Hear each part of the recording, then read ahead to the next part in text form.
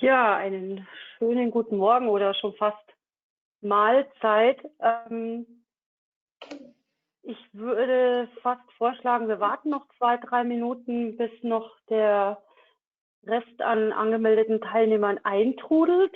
Ich hoffe, Sie haben alle ohne Probleme sich konnektieren können. Falls Sie Probleme haben, dann bitte ganz kurz melden. Ja, einen Hallo und einen schönen guten Tag an alle Teilnehmer. Die meisten von Ihnen kenne ich oder kennen mich. Schön, dass Sie sich die Zeit nehmen, an dem Webinar teilzunehmen. Es geht hier um das Thema Magic XPA New Generation. Ich freue mich, dass wir heute meine Kollegen aus dem Headquarter dabei haben. Yuval Lavi, Yuval Asheri und Odette Lavi. Die Kollegen werden Sie heute über den aktuellen Stand und natürlich die künftigen Pläne zu XPA vorstellen. Generell ein paar Hinweise noch zum Webinar. Wir werden das Webinar in englischer Sprache durchführen. Wir zeichnen das Webinar natürlich auf und im Nachgang wird es auch an alle Teilnehmer versendet. Zu dem Thema Fragen. Sie können jederzeit im Chat Fragen stellen, auf Deutsch oder auf Englisch, das sei Ihnen gerne überlassen. Ich sammle die Fragen und werde sie dann im Anschluss so weit aufbereiten, dass die Kollegen diese auch beantworten können. Ja, und somit möchte ich jetzt an Yuval Lavi übergeben. Ich wünsche Ihnen viel Spaß. Now I hand over to Yuval Lavi. So I'm handing over now. Hey guys, good morning and thank you for joining us. I wish we had the chance to do it face to face, as I like to visit the branch and meet you guys face to face. But unfortunately, due to Corona time and pandemic, we need to do it web sessions. But on the other hand, it gives us the opportunity to do quite a lot of them.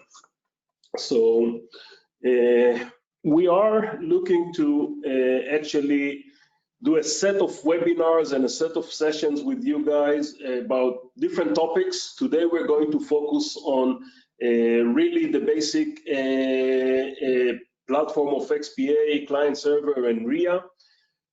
Some of the things you might have seen before by a presentation of Thorsten when we released 4.6, but we will go over them maybe a little bit deeper. Odette and Yuval will present some slides and some demos, and I would like you to ask as many questions as possible. Okay, don't hold back. You can type the question in German, and Monica will translate it if it's easier for you. But I think most of you know me already. I like the interaction with you guys. So please bring us and ask as many questions as possible. Future sessions will be about different topics like the new CI/CD philosophy and Git integration that we are implementing or implemented into the product. RESTful services by XPA. Those of you that do not have XPI still wants to expose services from existing application. So we are going to make it much easier for you guys. So will be a session around that. And I think the biggest part that we were talking in the last year or two already is the new web client methodology, where nowadays it's much more mature.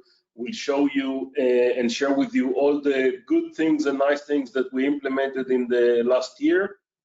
And we'll talk a little bit about the future of end of this year, beginning of next year, which is actually a new WYSIWYG design studio for the web client part.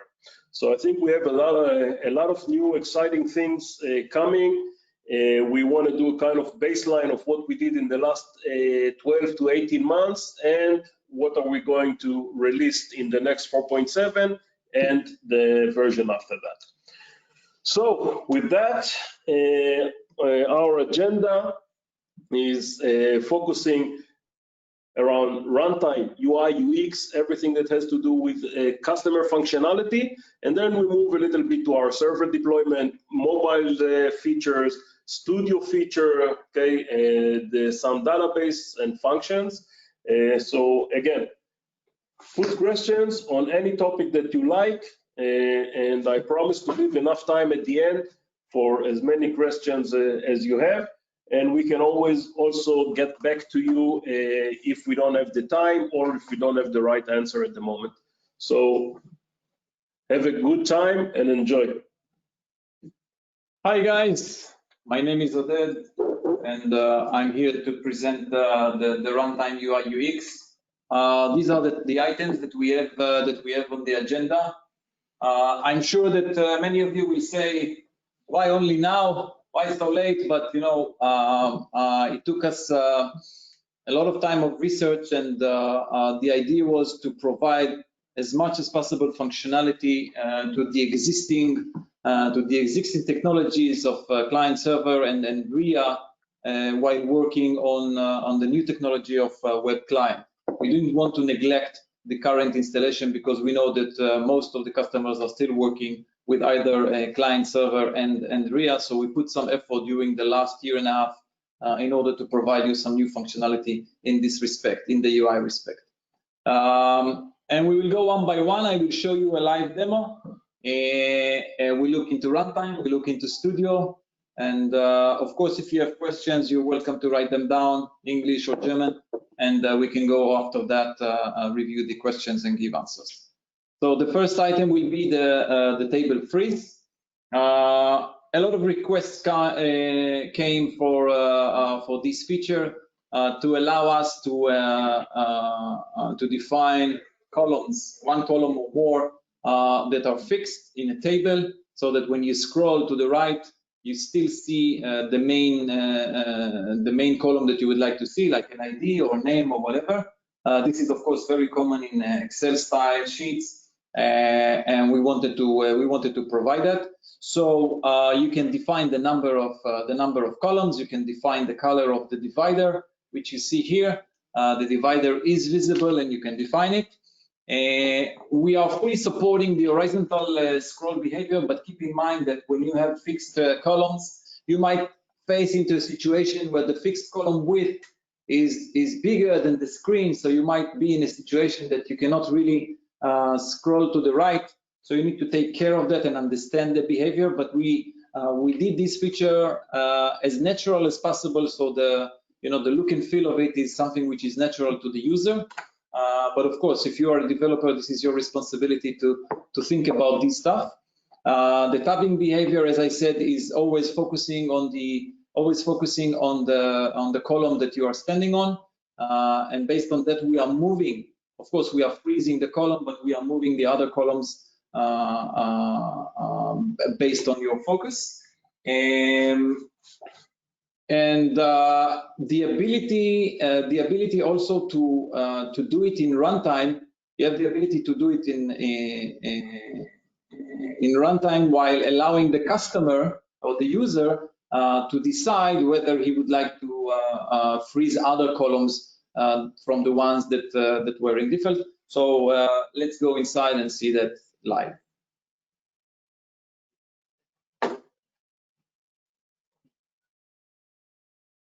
Okay, this is our application, and we have here a program that holds everything, all the new features, and we will start with the table freeze. As you can see here, the table is freezing on the description, and while I'm scrolling, I'm going into focus. The column that is freezed stay in place, and we can move to the other columns. And what I can do here, I can do right click here, because I allow that, and I will show that in the studio. I can do right click here, and I can do unfreeze. From that point onwards, this table is like acting like a regular table that we are all familiar with. And if I would like to have freeze of more than one column, I can freeze again. And this time I freezed on the second column, and from that point onwards, the two columns are being freezed, and the table is is moving into the tabbing order of the rest of the columns. Now, definition of that is very simple. Go here. Activity monitor. Okay. Activity monitors go to. Okay.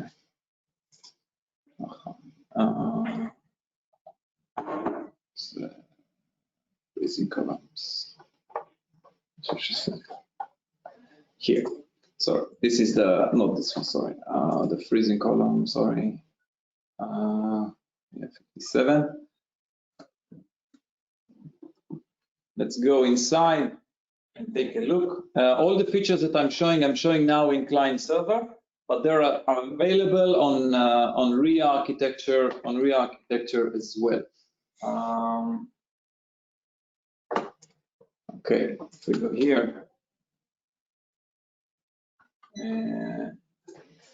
When we click on the table, okay, here we can define. These are the 3 items that we can define regarding the freezing. Number of columns to be freezed, and this is decided in studio time, and this will be the default. We also have the frozen column divider color, where you can define from our color table what kind of color you would like to have for this freezing column. And this is not allowing in runtime the ability of the users to do the right click on the column title and decide whether the freezing will be done in runtime as well, as I showed you. So these 3 items are defining the freezing columns. Okay, we're ready to move to the next picture. Start it here, but go back to the slides.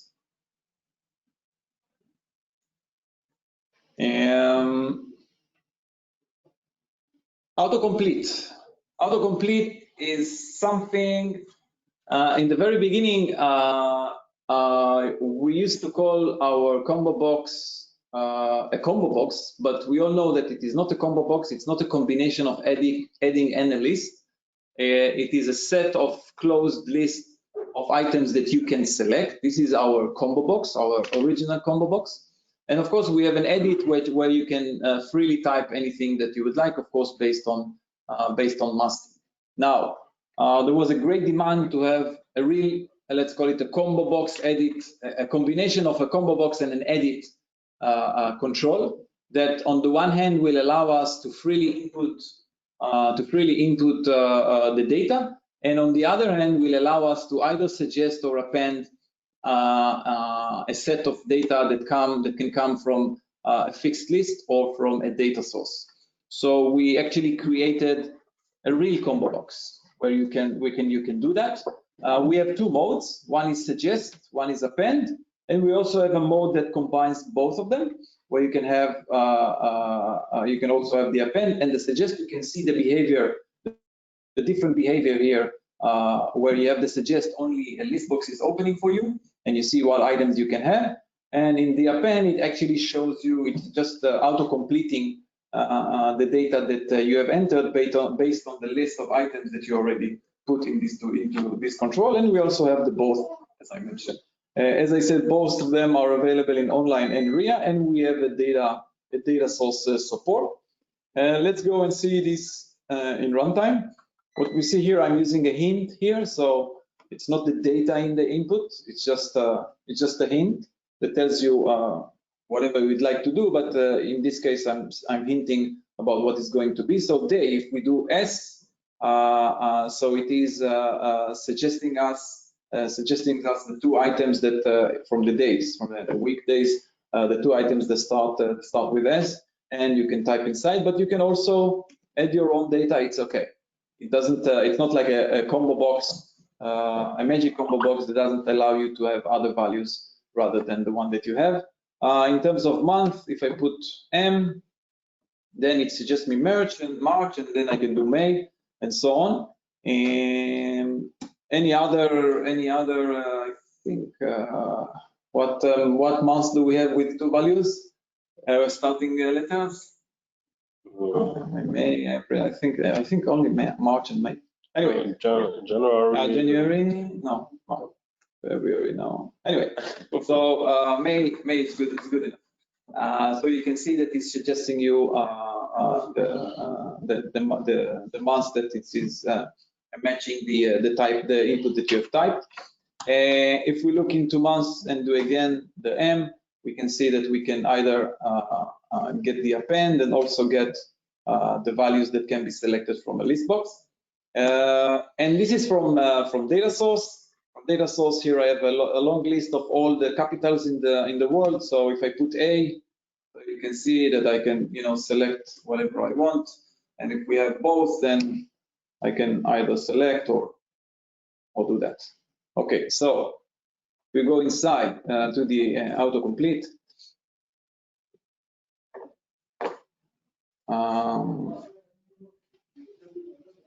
The only thing that you need to have is this autocomplete mode, where you can define none, which is the default one. Either you use append, suggest, or both of them. And this is the only place that you define anything, and the rest is like, of course, if you choose suggest or append, then you have the properties that just like the combo box properties, which is the item list and data source and so on. Here in the CD, you can see that I've selected from a data source with the link field, an index, and field range. Okay. Remember, these property were related to combo box in previous versions. Today, if you have a suggest or append, you have we have them additionally to the edit box as well. Okay, so this is regarding the autocomplete. It's a very strong feature and very, very convenient for the users. Let's go back again to our slide. Auto dropdown. I think that one of the libraries that I think at that time it was Hot Fudge, or I don't remember, or Get DLL. A lot of customers ask for that. It saves the user time to go to the mouse and click on the arrow down of the drop down of the combo box, and then go down and start selecting. When you have the auto drop down, it saves a lot of time. It saves a lot of time with heavy duty application where you would like to work mostly with your keyboard. Although you can always press the Alt and arrow down to open it. But yet again, when you have it auto, it saves some time on heavy duty. It's a new, very straightforward, very simple, but nevertheless, it's also very strong. We also support here the goto, meaning that if you will invoke the function of goto, control goto, and then it will invoke also the auto dropdown. And when the combo box is not modifiable, the auto dropdown, of course, will not be open. You can go and see that auto dropdown. So this is just an edit to focus on.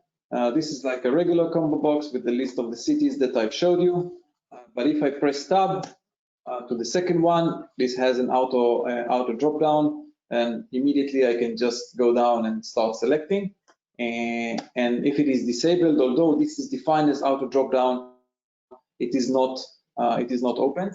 And if I click on the control go to, which go to this auto dropdown, as you can see, pressing on that, it's opening immediately the combo box. Looking into the code,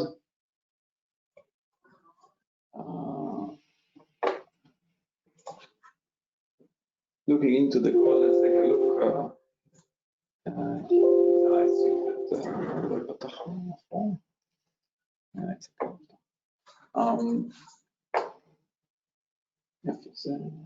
Yeah.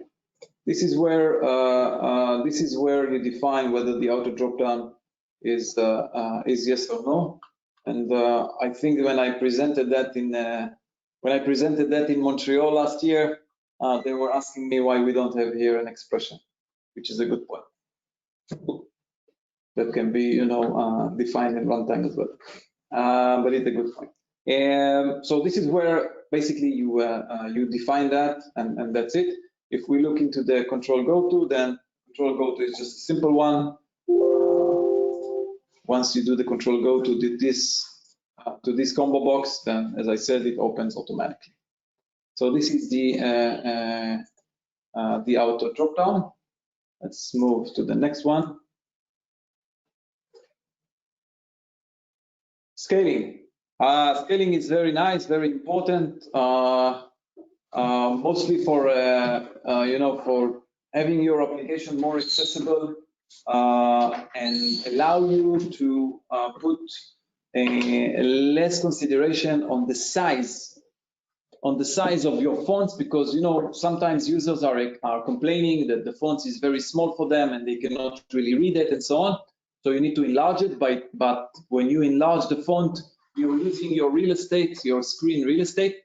So now with this new feature, we're allowing you in runtime to enlarge the screen, so that if a user cannot see because of small fonts, he can enlarge everything, and everything will be enlarged respectively. So if we go here, you can see that the whole screen that I did, I set the whole screen, the start program. Let's go inside. I set the start program here, the form. I set the scaling. Put here. Scaling. Allow scaling. I put it into true. Okay, so the whole program, although you can see that this program is with subform, I set this form to be allow scaling true.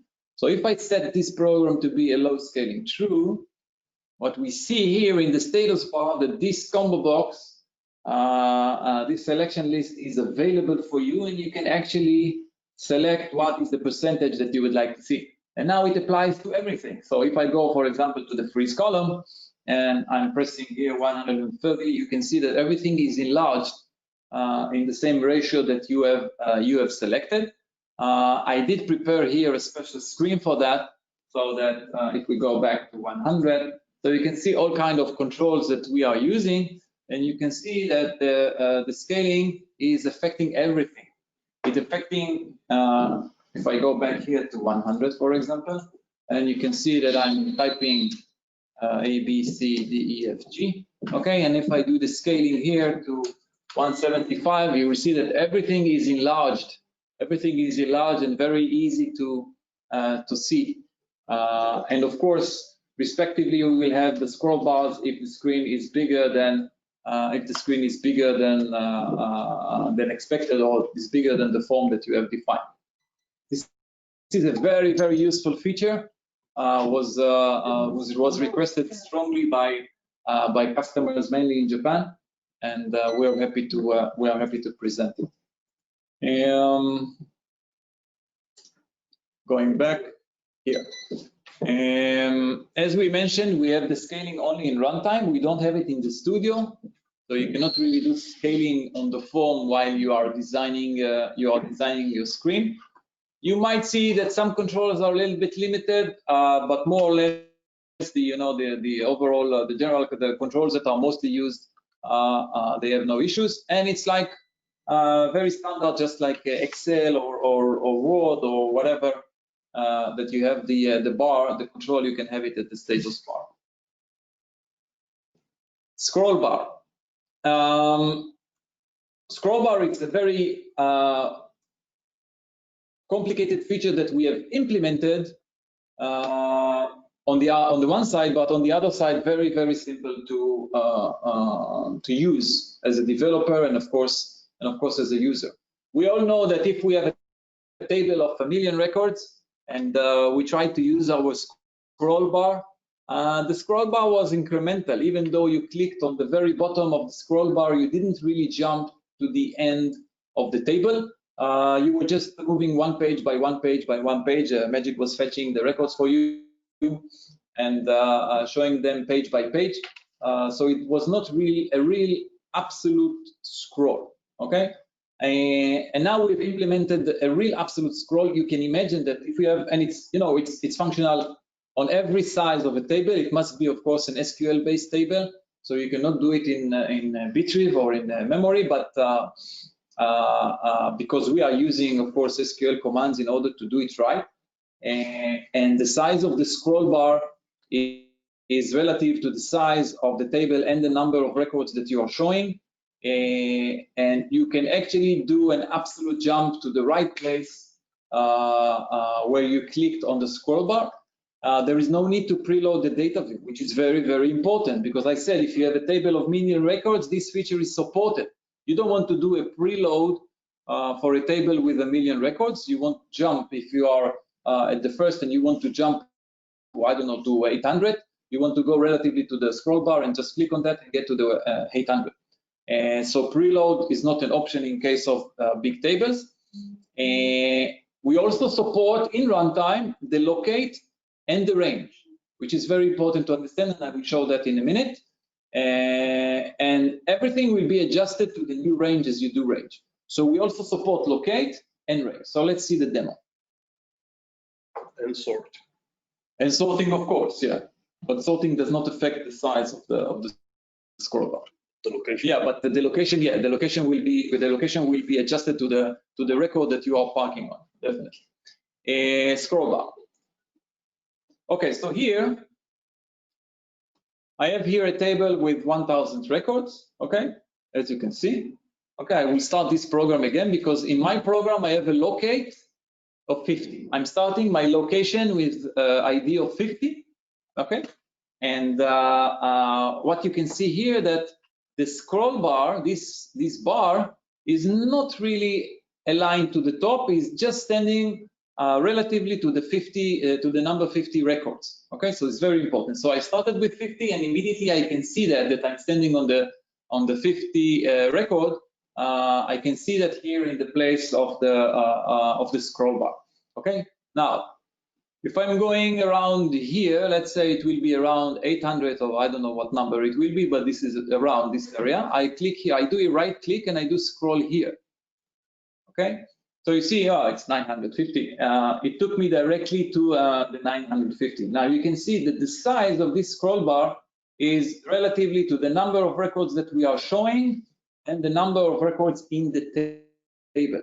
Okay, so now what I'm going to do is I'm going to perform a range. I'm going to apply a range that will take records from 100 to 300.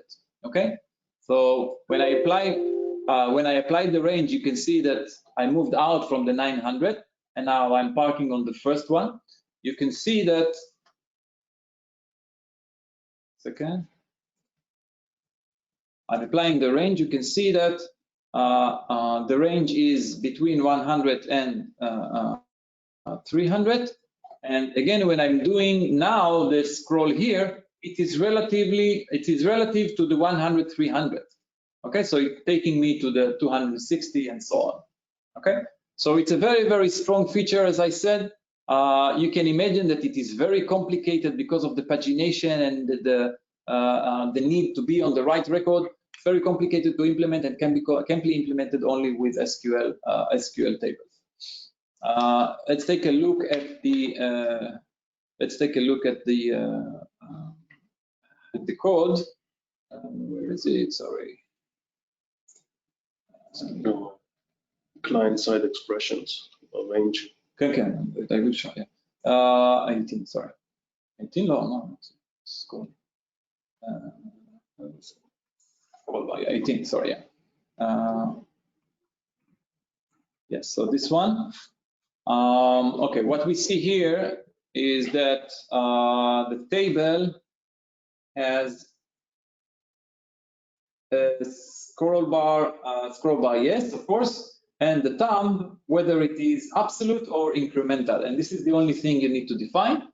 And this will dictate the behavior of the table, as I mentioned. What you have right now is the default, is the incremental one, where you click here on the bar, you just move page by page. And if you do absolute, it's just what I showed you. And what we can see here that when I applied the range, I raised an event. And if we look at the event, I've actually added in the runtime, I've added a range here from 100 to 300.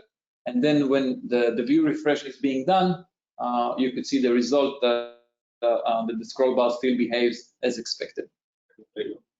Huh? There's no preload. Yeah, of course, there is no preload on the here. There is no preload on the application, on the task. Okay. Scroll bar, okay. We also did, you will see also with Yuval presentation, but we also did some stuff that are related to background compatibility and backward compatibility that allows us to deal less with UI issues that came when you want to migrate from Unipass to XPA. So we've added like background color for radios. You can actually select the color for a radio button, and it will define the color of the radio button, and also allow you to define a color for a disabled color control. Today, disabled control, as you can see in the image, control A is disabled by default to be like a grayed out, but you can also set it locally on the control itself, or if you would like, you can also have an INI setting that will globally affect all your disabled control color, so you can have that. Of course, that the local definition of the control will take over the global setting. But if you would like to have all your disabled control currently in your application to be orange or yellow or whatever, you just set it in the INI, it will be affecting all application. This is it. I'm moving now the presentation to Yuval. Hi guys, Yuval number 2 here. We will be going through the rest of the items that were mentioned in the agenda. We'll start off with the server. We've been getting quite a lot of requests for these past years to move our product to be a 64-bit product. The reasoning behind it was the fact that actually there's more and more limited support for 32-bit applications, especially around database clients, limitation of memory. Some people even believe that 64-bit product would actually work faster because of the address space. Anyway, we decided, of course, to provide this 64-bit engine. Our offering is for the background engine only, for background execution. The runtime client, the executable that has a UI, is still 32-bit. We're not planning on providing a 64-bit client at this stage. So when you do background execution, usually the server engine would provide for many rich client users or a multi-threaded engine. And there you have the limitation of 3 gigabytes raised to 64 gigabytes. Your engine can grow basically as much as you would require. Just one important comment here. The studio, which relies on Microsoft's isolated shell, is still 32-bit and will stay that way. This is Microsoft's offering.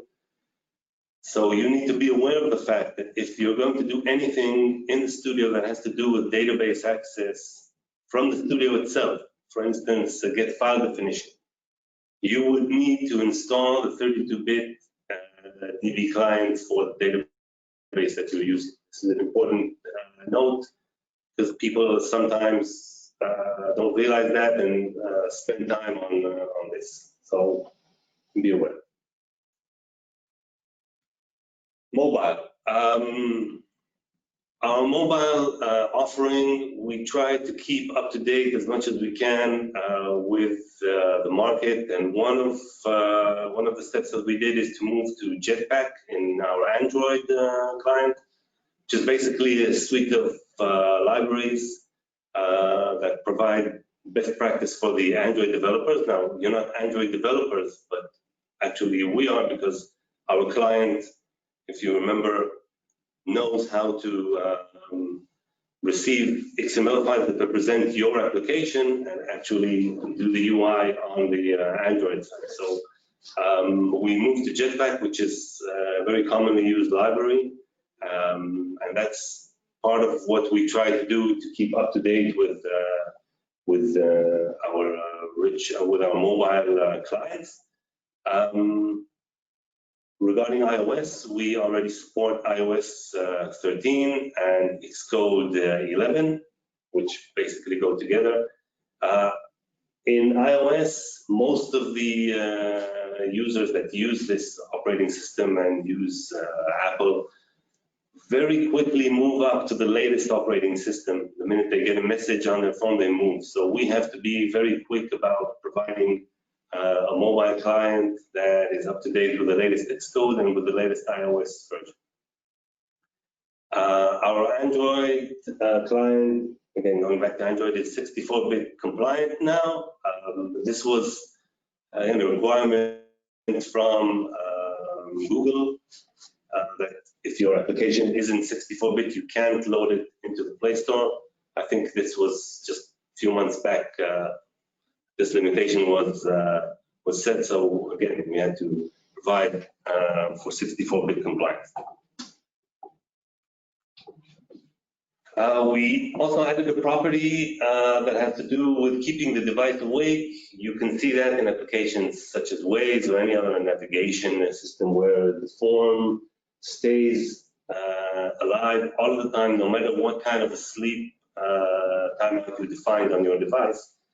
So we offer that through our form properties, so that if you offer some kind of an application that needs to stay awake forever, it can.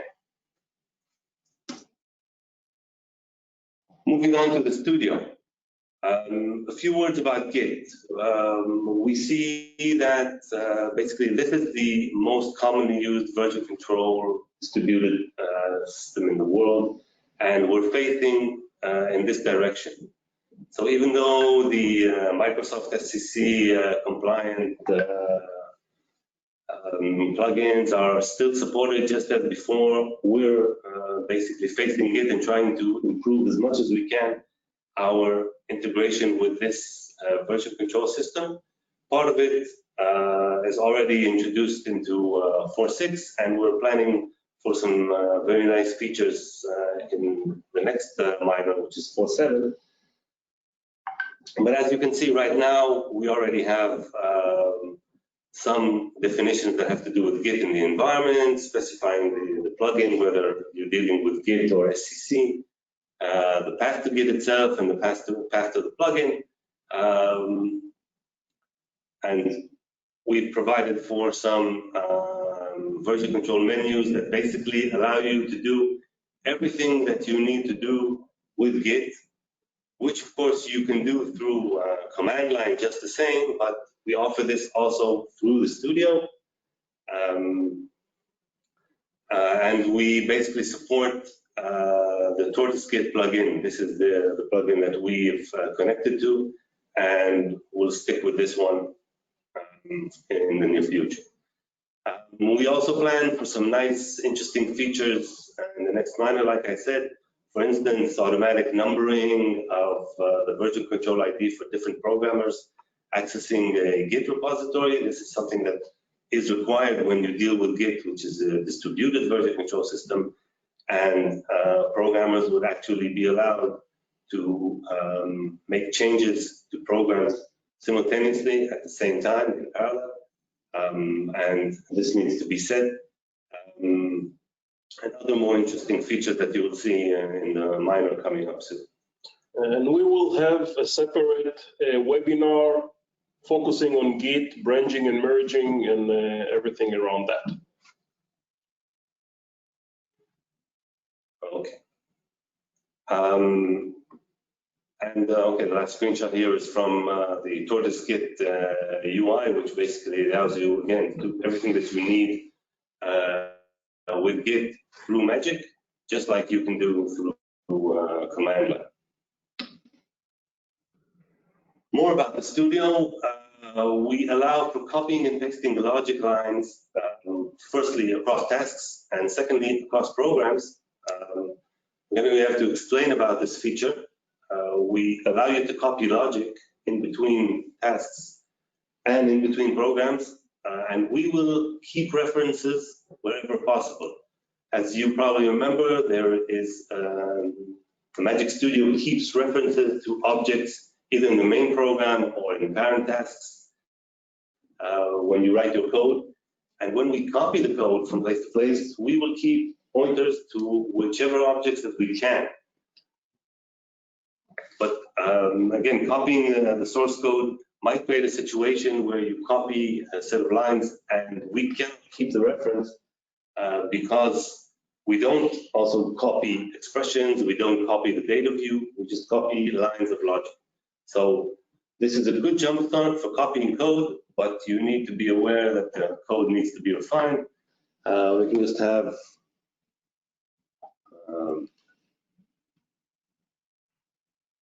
open an application here.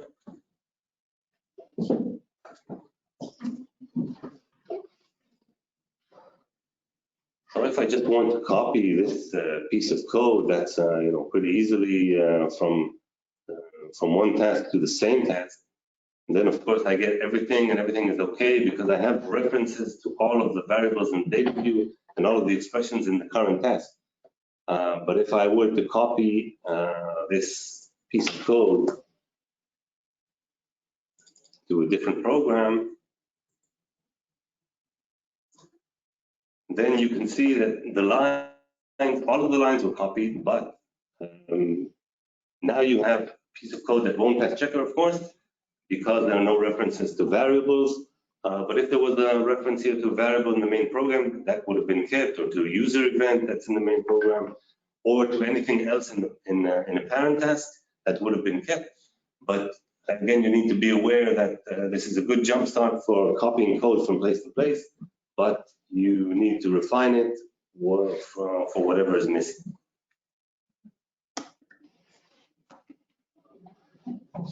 We've added support for long names, for tasks, program names, task names. As you can see, I have here a very long name for the task. That also had to be propagated into the form names so that, as you can see, you now have long names. This was raised from 30 to 100. So you have them in the tasks, the programs, and in forms.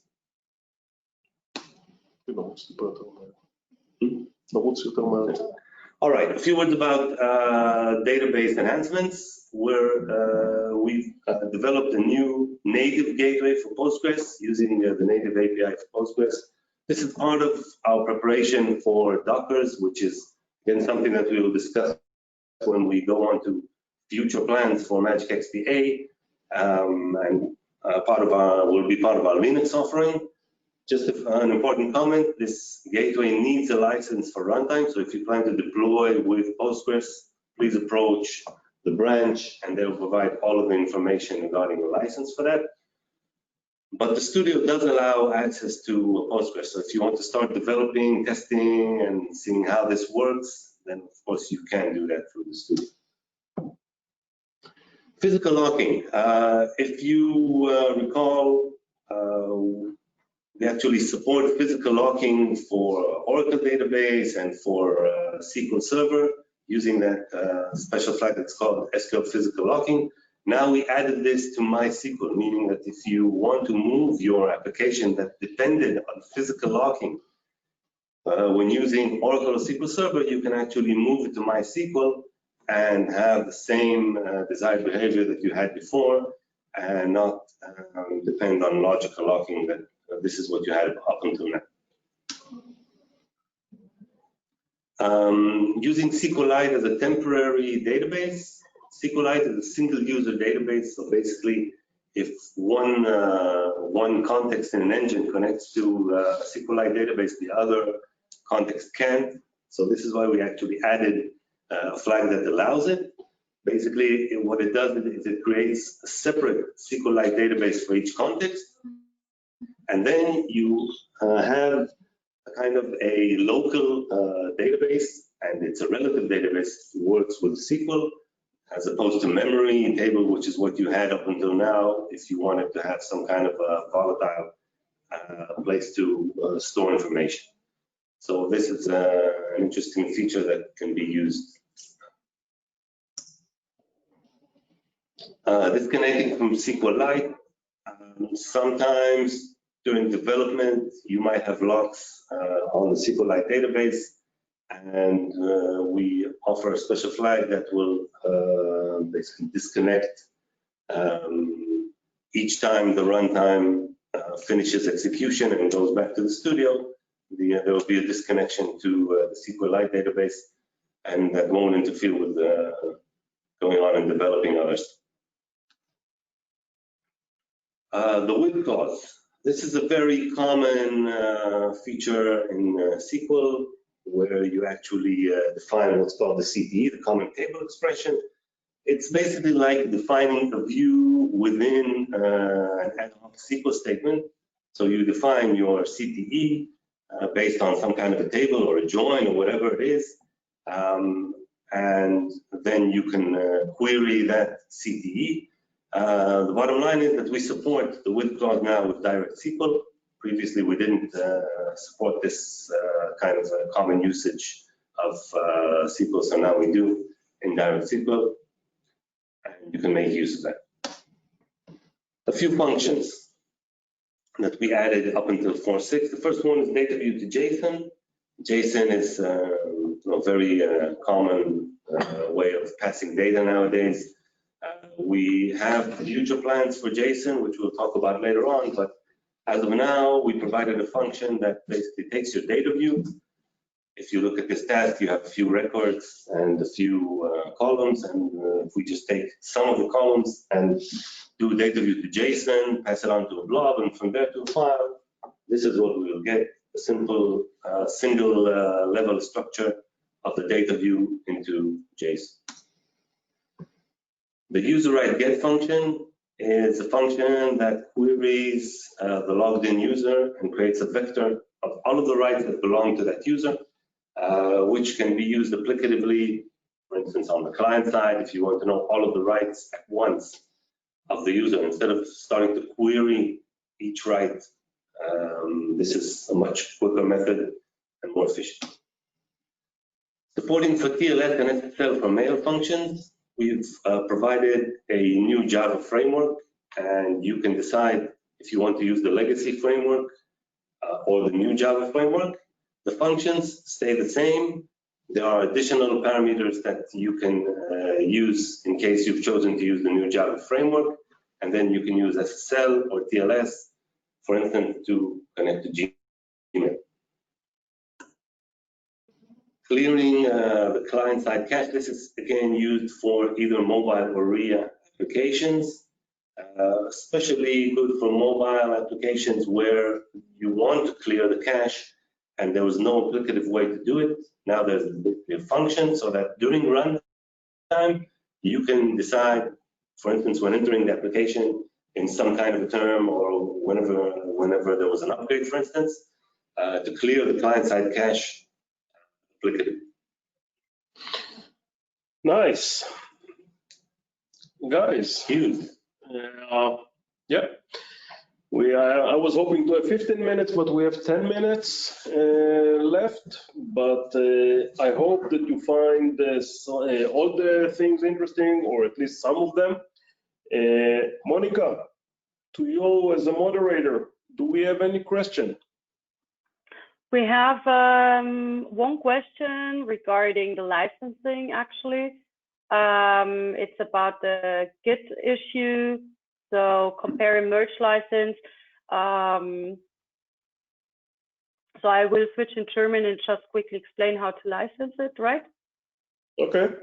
If you agree. Hey, you want to add something? First of all, also die Lizenzierung, was den Git-Support anbelangt, das ist die technische Seite, die Yuval erklärt hat. Lizenzieren können Sie das über die Compare and Merge Lizenz. Also das heißt, pro Studio müssten Sie eine zusätzliche Lizenz erwerben. Technisch gesehen, glaube ich, hat Yuval soweit alles erklärt. Aber wir haben jetzt hier auch schon ein paar mehr Informationen in Bezug auf, wie man das Ganze gesamtheitlich angeht. Daher, wenn Sie diesbezüglich Fragen haben oder Interesse haben, dann wenden Sie sich gern an mich. Okay, so I just explained that we have already some experience on that as well, on the Git and the compare and merge. Well, this actually so far no further question I could be able to answer, or you? Now, what I would like to ask, maybe, I think the participant has the option to vote, right, or to raise hand in the webinar. So I'll take the opportunity and ask really how many of you guys are interested, facing, looking into Git implementation as the version control. So if you have the option to do raise hand, please. The ones that are interested in that, please raise your hand.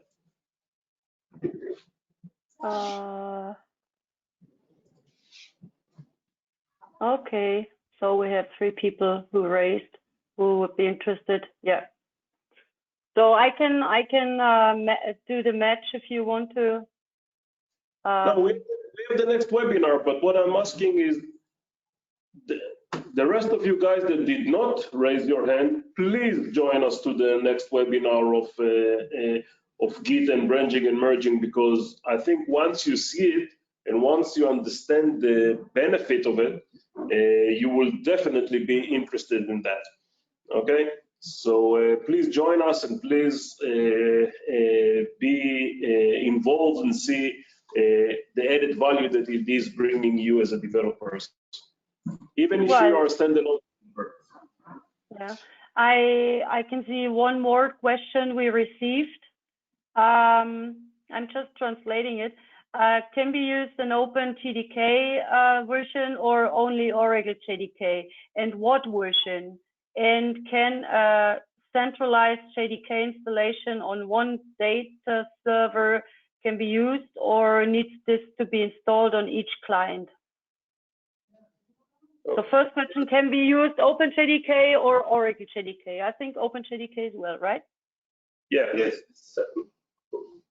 Just a comment about Open JDK and Oracle JDK. As you know, Oracle, since I think last April, had decided that if you want to use their JDK for commercial purposes and get updates, you need to sign a contract with them.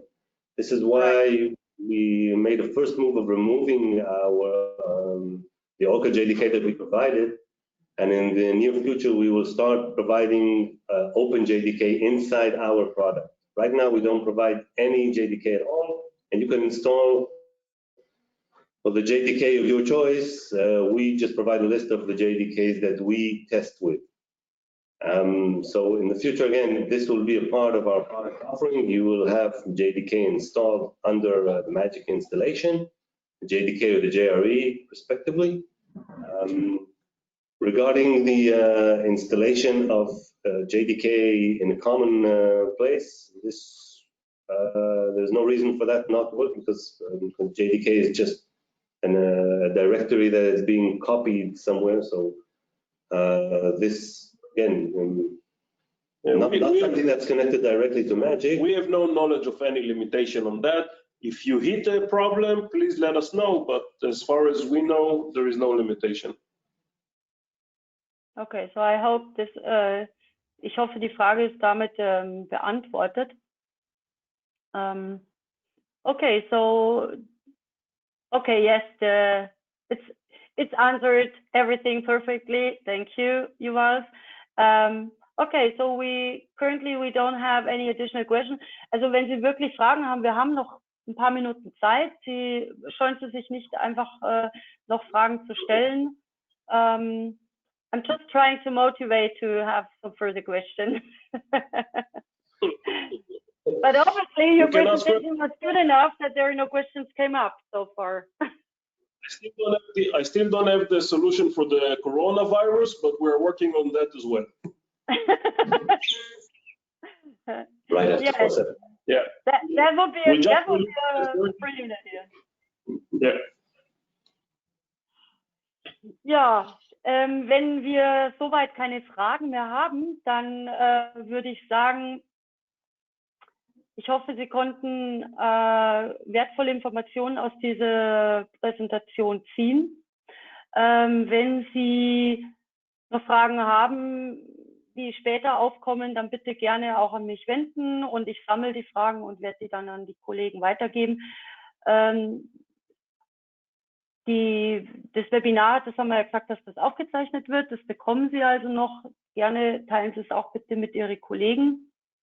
Ansonsten bekannterweise einfach bitte mich kontaktieren. Yuval, I just summarized that if there are any additional questions coming up to a later point, I would collect them and I hand it over to you guys. And yeah, so from my side, I just can say thank you so much for the presentation, for the information. Okay, thank you guys. Thank you everyone. Looking forward to meet you face to face, but also in our next webinar. And please feel free to communicate to us in any way that you find. We're looking forward for the interaction. Thank you. Bye for now. Thank you. Bye-bye. Thank you. Bye.